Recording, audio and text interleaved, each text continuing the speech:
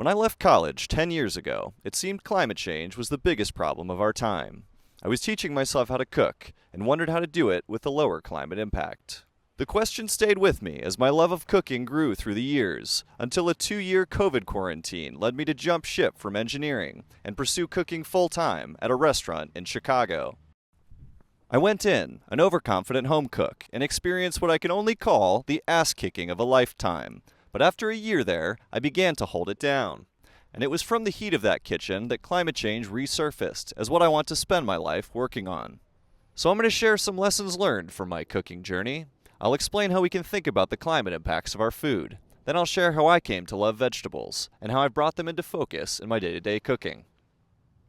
I'm Eric Niemeyer, and you're watching Cool It, Bud, the show where I tell you what the heck you can do about this dang climate crisis. And today I'm going to show you how to eat good food for Mommy Earth.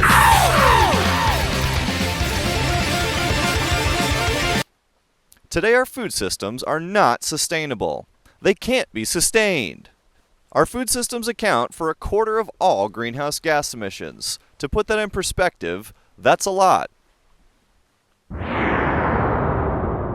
Greenhouse gases like CO2 and methane gather in the atmosphere and let shortwave radiation from the hot sun pass to the Earth. But they absorb longwave radiation from Earth's cooler surface, so heat can't escape at the same rate.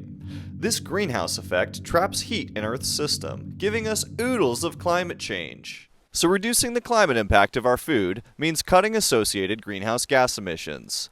Simple as that. So how do we do it? You might think the answer is to eat local, but it turns out that food miles matter less than you might think. There can be exceptions, like if highly perishable fruits or fish have to fly somewhere every day, but in general, what you eat is more important than where it came from. Take the humble cow. All their lives, cows belch and fart out methane, a greenhouse gas that traps 28 times more heat than CO2. This methane, farm machinery, and fertilizers account for a majority of the cow's emissions. We also need a ton of land to graze cows and grow their feed, so lots of carbon is released through deforestation. Then there's animal feed and processing, followed finally by transportation. So cows have a lifetime of eating, burping, and shitting, maybe even falling in love, and they have a carbon footprint just like we do. But beef cattle exist for the sole purpose of being killed and scarfed down. So all those emissions are attributed to just the meat. If humans had an equivalent to food miles, it would be emissions from the hearse that hauls our ass to the funeral when we pass. Even if it's a long drive, it's a drop in the bucket. So eating greener comes down to the types of food we eat and cutting down on food waste. Food waste is a problem because it takes all the same resources as the food we consume, but also because of the sick shit that happens when it gets to the landfill. See, when organic matter decays at the bottom of a disgusting trash mountain, just choking on trash and gasping for oxygen, the food will rot, producing a bunch of methane. Put that same trash in a calm breeze where it can suck down the flow of oxygen. It will gently compost, producing 38 to 84% less emissions. Compost can also be added to soil to promote microbes that take in CO2 through photosynthesis. And while you can compost in your own backyard, you can have the greatest impact pushing for system-wide composting in your neighborhood, workplace, or community center to scale the impact beyond our own trash. But the best way to fight food waste is to make less of it, and there can be a big impact. Project Drawdown puts reducing food waste and dietary shifts as the 2 most impactful climate actions for individuals, as well as the biggest solutions for food and agriculture as a whole. And that brings us to what we eat. These are the greenhouse gas emissions produced to make a kilogram of each food. So foods on the right are much better for the climate. We see higher emissions from meat and animal products than from plant-based foods. And it turns out beef goes ham on Mother Earth, and is one of the most emissions-intense things we regularly interact with. So if you want just one takeaway, eating less beef is the most impactful thing you can do. Yes, the cows from Chick-fil-A may have been right about one thing, despite their sickening homophobic bigotry. Because chicken, pork, and fish aren't constantly belching out methane. But can we take things a step further and embrace vegetables to their full potential? When many of us ask what we want for dinner, we think chicken, salmon, pork chops. But what if we reach for a vegetable first and let the meal come together around that? If we can make vegetables taste as good as I know they can, we can bring them to the center of the plate. And our meats can sit off to the side, resting, reflecting, wondering where it all fell apart. So how can we make vegetables delicious and filling enough to be the backbone of our meals? For me, it's down to sourcing and seasoning.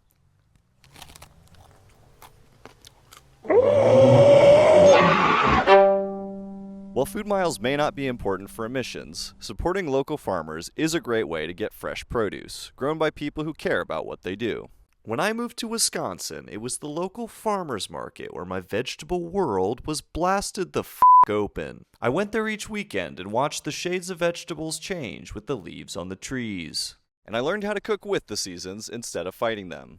If we cook produce at the height of its season, it will taste great without much effort.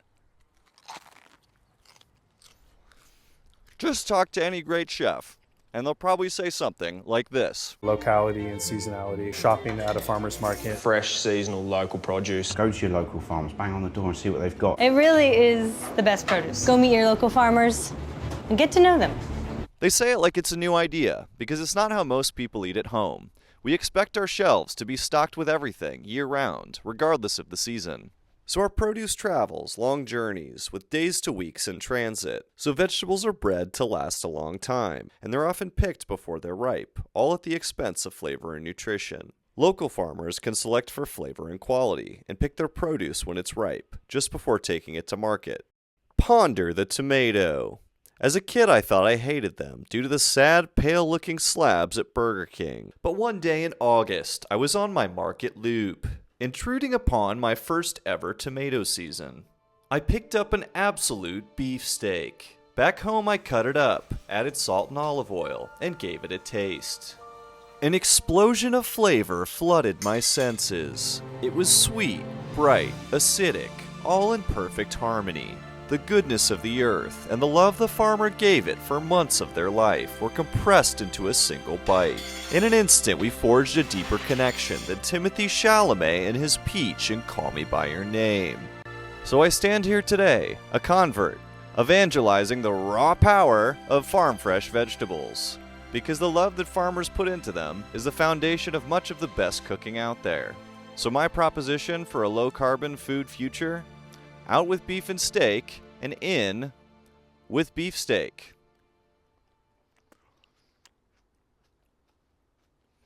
And with that, there's only one thing left to do, and that's for this little piggy to go to the market.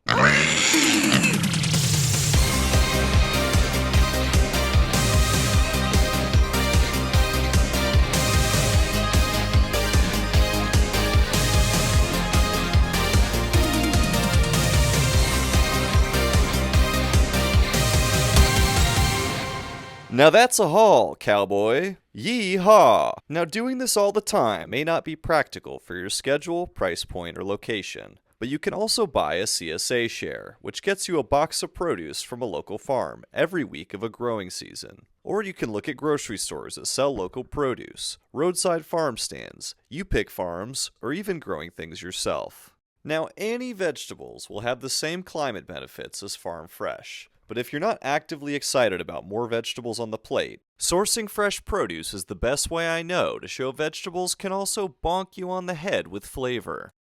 So what can this look like in the home kitchen? If you know some vegetable families and cooking techniques, you can cook anything without needing recipes, and you'll cook and eat everything you buy. We'll start with a classic, the allium. All around the world, alliums are in the flavor base of cooking, also called the aromatics of a dish. And when someone's cooking onions and garlic, yeah, you pretty much know the fuck why. That smell makes it easy to see how they go well in every savory dish. I'll take my knife and cut some onions and garlic. Oil the pan and go in with onions and salt, which draws out water, shrinking them down and concentrating their flavor. Recipes say cook till translucent, 5 to 8 minutes, but every stove and pan are different. So just watch and listen. If they go from this to this, I'll lower the heat so they don't burn. Garlic for just a minute. I'll stop these here and put them away. As with most cooking, you can do most things ahead, even if I don't have a plan yet, because I can add this to almost anything. Some other useful families include brassicas, nightshades, umbellifers, squash, legumes, and chicories. Once you know what's related, you can swap vegetables out from one another or pair them in the same dish in an incestuous veggie stew. And for the best ways to cook a new vegetable, a great person to ask is the farmer who sells it to you. If you've got a vegetable in an oven, you can always go roast mode. Just chop it up into same-size pieces. Toss with some oil to help conduct heat from the tray. Always add salt and usually pepper. If it's edible raw, try one to see if it needs more salt. Tray, oven, 400, maybe 20-30 minutes? Just until you can stick a fork through without resistance. Done. Roasted. If I'm already boiling water for pasta or whatever, going blanch mode is a great way to go. Here I'll taste the water to make sure it's salty like the ocean. Hard to oversalt here because most of it won't end up in your food. Just dump your vegetables in and cook until you can pierce it easily without resistance. Better yet, try one and see if you like the texture. Now once you learn 1 or 2 ways to cook a vegetable, you know it forever. And if I roast or prep them right when I buy them, I always have something on hand to pull out and top off my next meal. You can freeze almost anything, especially once cooked. Even sliced bread will toast up great.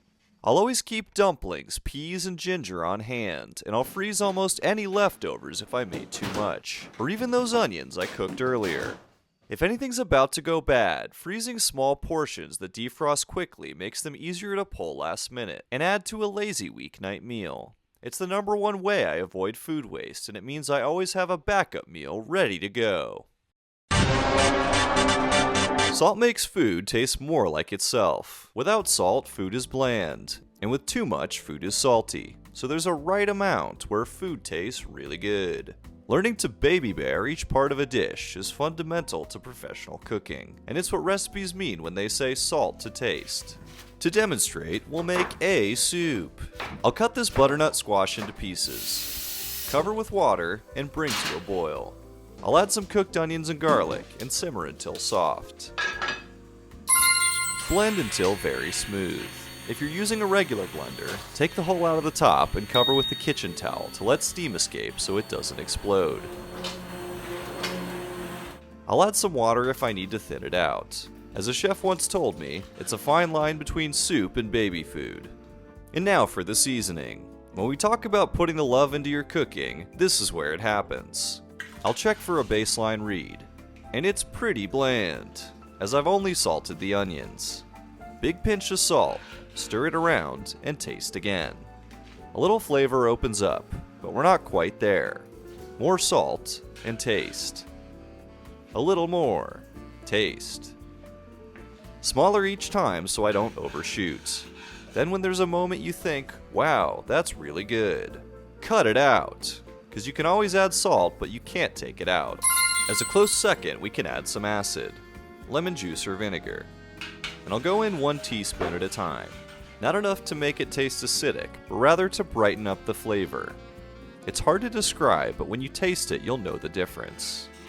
The only way to learn is to practice, and every time you taste, you'll improve your palate and learn what you're aiming for each time you cook. Other spices follow suit. Just add and taste until you taste what you added.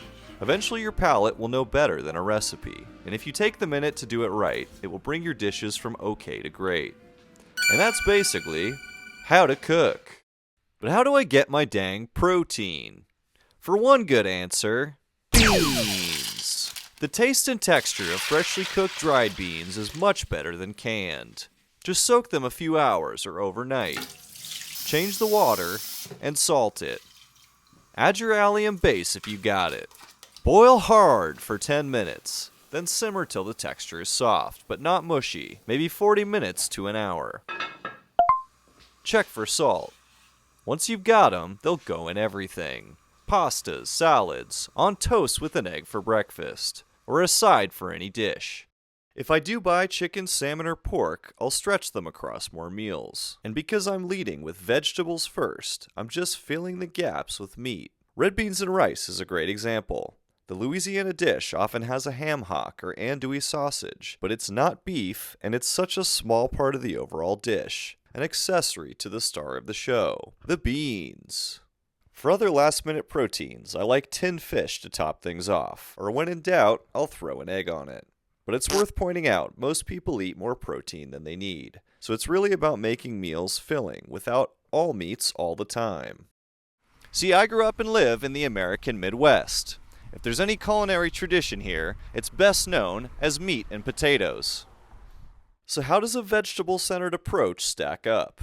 Let's take a week's worth of typical American dinners. A burger and fries, pork chops with carrots and potatoes, meatloaf with green beans and mashed potatoes, beef chili, and a beef hot dog and fries. This roughly aligns with the 55 pounds of beef the average American eats a year, an equivalent of about 3 burgers per week.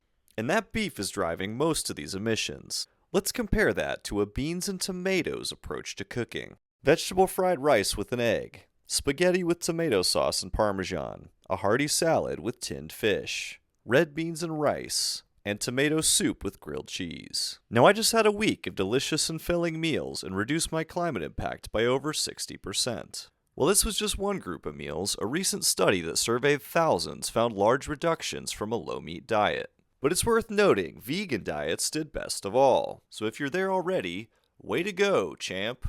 I'm proud of you. But maybe the rest of us can stop the endless ridicule of our vegan friends, because they're actually doing us a solid. So to bring it all together, here's how I cook for myself in a typical week. If I swap out a steak with a huge vegetable slab, frankly I don't want that. So the key is getting a variety of texture and color on the plate. We're like kids. We like variety and small bits of things. So I approach it like a bowl of ramen, or bibimbap, or Thanksgiving dinner. But on a weeknight, I don't want to cook 5 things. So each night I'll prep 1 or 2, and swap them in for what I finish. Everything is stored separately, so I can mix and match, and I always end up with a different meal. So it's hard to get tired of one thing, and I rarely throw anything out. Reducing emissions of 100 meals will have 100 times the impact as one meal, so I focus more on my day-to-day cooking and food prep than the occasional birthday dinner out or road trip meal. It's tempting to think we all have to go cold turkey on meat and animal products, but that's out of touch with human behavior. See, we don't need all or nothing to be effective here. Making a change a decent amount of the time adds up, and we've seen we can make a big difference without going vegan. But I'll opt for cheese as more of an accent than a main course, and I'll even try the occasional plant-based meat substitute. As they keep getting better, sometimes I can't even tell the difference. This is what I've come up with for my own schedule, budget, and food needs, but there are a million ways to spend more time on the right side of the chart. This is what's worked for me. Hopefully it gives you some ideas to chow down on while you find what works for you. And if you're afraid to set foot in your own kitchen, making thoughtful choices while dining out can be just as helpful.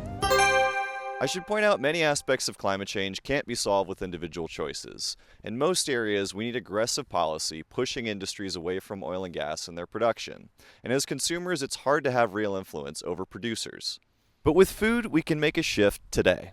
And it can be a small way to establish some agency in a climate crisis that feels at times out of our control. Because there are all kinds of low-carbon foods under our noses, ready to go. We just have to reach for them.